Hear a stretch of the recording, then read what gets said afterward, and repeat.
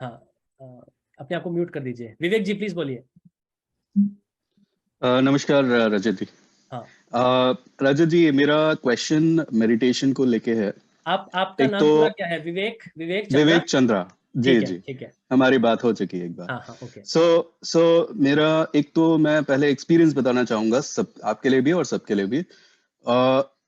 Meditation कहा जाता है कि आप अगर बैठ के करें तो बहुत अच्छा होता है, बिकॉज वो पूरा अलाइनमेंट होता है आपके चक्रों का और आपकी स्पाइनल कॉर्ड का। बट मेरे साथ क्या होता है, जब मैं लेट के मेडिटेशन करता हूं तो मुझे कुछ ही within few minutes I get into thoughtlessness state, I get into meditative state. Hmm, I I have been doing many experiments within my self, और मैंने बैठ के भी ट्राई किया, लेकिन मैंने ऐसा एक्सपीरियंस किया कि लेट के मुझे मेडिटेशन बहुत इजी होता है और बहुत ही जल्दी मेडिटेशन हो जाता है। मेरा क्वेश्चन ये था रजत जी के, मेडिटेशन करते हुए, बिकॉज हमारे अंदर 5 प्राण हैं और 5 तत्व भी हैं जैसे हमारा शरीर बना है। सो हम अपान समान प्राण उदान और व्यान, ये जो 5 प्राण हैं इनको हम कैसे बैलेंस कर सकते हैं? और जो हमारे तत्व हैं, पृथ्वी तत्व, जल, अग्नि, वायु और आकाश, इन तत्वों को हम किस तरह से मेडिटेशन से हम किस तरह से बैलेंस कर सकते हैं? और दूसरा एक क्वेश्चन ये था कि हमारा जो ये जो हमारे 5 तत्व हैं और 5 प्राण हैं, इनको हम जो हमारी फ्रीक्वेंसी ये होती है जैसे 428 एंड 532 हार्ट्स म्यूजिक, इनको मैं जब सुनता हूं तो इनसे मुझे बहुत ज्यादा हेल्प मिलती है। तो इनके इस म्यूजिक से हम किस तरह से इनको बैलेंस कर सकते हैं, ये मेरा क्वेश्चन था। ठीक है। थैंक यू विवेक जी। अपने आप को म्यूट कर दीजिए श्योर, प्लीज। या श्योर। Thank you. सबसे पहली बात, मैं 2 टूक शब्दों में बोल दूं, मेडिटेशन, ध्यान कभी भी लेट के नहीं हो सकता। हमारे योगियों ने जो एक सिस्टम बनाया है कि हमें बैठ के अपनी स्पाइन वर्टिकली इरेक्ट करके ही मेडिटेशन करनी है। भाई अगर हॉरिजॉन्टल लेट के, हॉरिजॉन्टल भी आपकी स्पाइन स्ट्रेट है, पर हॉरिजॉन्टल लेट के अगर मेडिटेशन करनी होती तो सारे फिर महात्मा लोग अपने बेड पे लेट के रजाई के अंदर घुस के ही मेडिटेशन कर रहे होते। तो एक बहुत गूढ़ इसका क्या कहते हैं, रीजन है, कारण है कि क्या क्यों बैठ के हमें मेडिटेशन करनी चाहिए। क्योंकि जब तक हम बैठेंगे नहीं, हमारी वो सुषुम्ना के अंदर प्राण घुस ही नहीं सकता। वही हमारी संरचना है, वही हमारे शरीर की संरचना बनी हुई है। मैं इसको फिर से कभी क्यों बैठ के ध्यान करना चाहिए, क्यों लेट के ध्यान नहीं हो सकता, इसको मैं फिर कभी बताऊंगा, क्योंकि भी टाइम बहुत कम बचा है और बहुत सारे हैंड्स और हैं। तो विवेक जी मैं आपके बाकी पॉइंट्स का जल्दी से बता देता हूँ आंसर। आपने बात करी 5 तत्वों की, जो 5 हमारे पंचभूत हैं, आकाश, वायु, अग्नि, जल और पृथ्वी।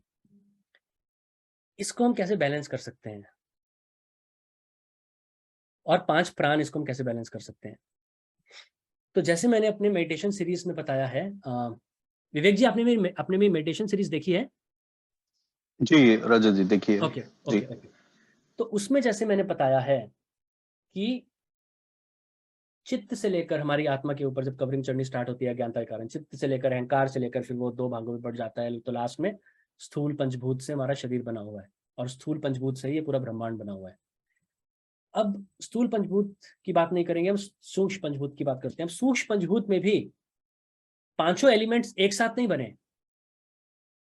सबसे पहले जो एलिमेंट बना, जो चित्त के टाइम से भी पहले से है, वो है आकाश तत्व। आकाश तत्व के बाद आकाश तत्व से बना वायु तत्व, जिससे हमारी ये चित्त बना हुआ है, वायु तत्व। इस वायु तत्व से बना अग्नि तत्व, अग्नि तत्व से बना जल तत्व, जल तत्व से बना पृथ्वी तत्व। इसलिए जब कुंडलिनी हमारी ऊपर चढ़ती है तो मूलाधार जो पृथ्वी तत्व बोला गया है, जिसको पहले वो पृथ्वी जो हमारी कुंडलिनी माँ है, वो जो सर्पनी है, सर्प है, वो सर्पेंट पहले वहां पे जो हमारे पृथ्वी तत्व का जो जड़ है उसको खाती है, सांप खाता है अपने अंदर। क्यों? आपको शुद्धता दे रहा है, आपका मलिनता खा रहा है, आपकी जड़ता खा रहा है। फिर वो ऊपर जाके आपके स्वादिष्ठान में जल तत्व उसको सोखती है आपकी कुंडलिनी। फिर वो ऊपर मणिपूरक चक्र में जाके वहां पे अग्नि है। तो ऐसे ही धीरे धीरे धीरे धीरे, तो जब आपका उत्थान, जब आपका जो मैंने बताया अधोगति जिस तरीके से हुई है, जिस रास्ते से, उसी रास्ते से जब आपकी उधर गति होगी, जब आप वापस अपने अंदर घुस के अपनी स्थूल इंद्रियों को सूक्ष्म इंद्रियों में अंतर्मुखी करके जब आप उल्टे रास्ते से चलेंगे, तो ये एलिमेंट्स भी एक एक करके एक के अंदर एक लीन होता चला जाएगा, एक के अंदर एक घुसता चला जाएगा। पृथ्वी तत्व जल तत्व में विलीन हो जाएगा जहां से वो निकला था, जल तत्व अग्नि में, अग्नि वायु में, फिर लास्ट तक आपके आखिरी तक वो वायु तत्व ही रहेगा जब तक आपको मोक्ष नहीं मिल जाता। फाइनल निर्भीत समाधि जब आपकी लगेगी सभी इसके बाद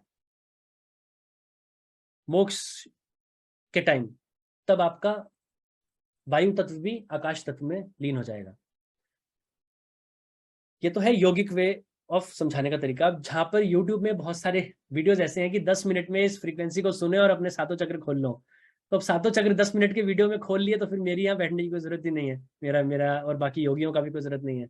बस वो 10 मिनट सुनो, सबको मोक्ष मिल जाएगा। हाँ, लेकिन क्योंकि वो फ्रीक्वेंसी, हमारा पूरा क्रिएशन एक फ्रीक्वेंसी है।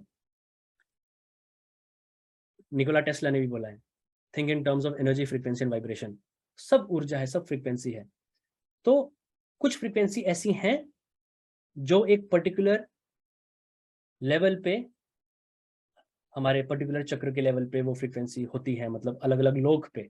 मैं अपनी चक्र की बात कर रहा हूँ, पर वो अलग अलग लोक पे भी आप सोच सकते हो। जो 14 लोक मैंने बोले हैं, तो ऊपर के जो 6 लोक हैं, पृथ्वी के ऊपर 6 लोक, तो उसमें कुछ कुछ फ्रीक्वेंसी है जो उस अलग अलग लोक की है, वो आपको हेल्प करेंगी।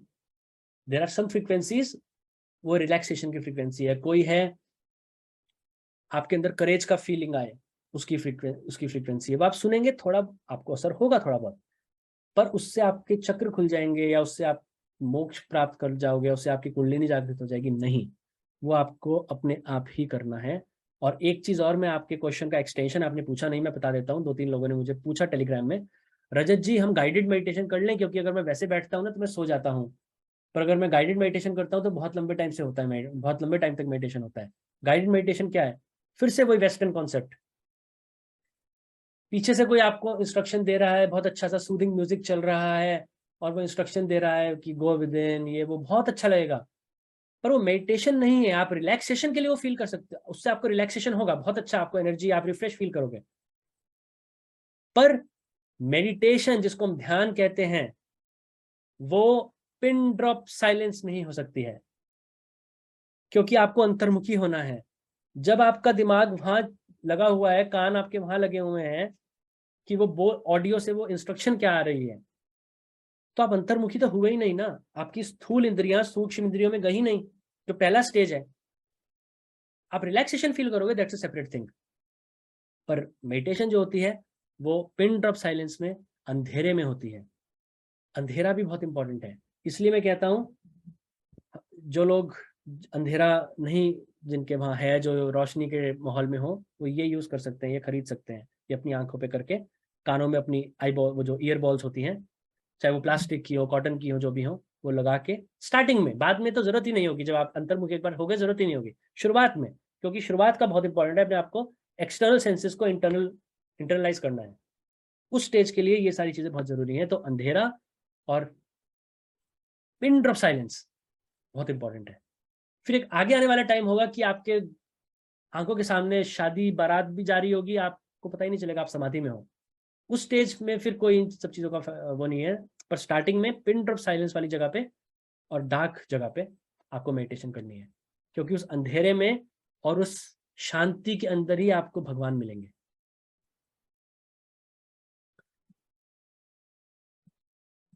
तो okay, thank you Rajat ji, thank you so much, thank you so much. अगला Vivo 1815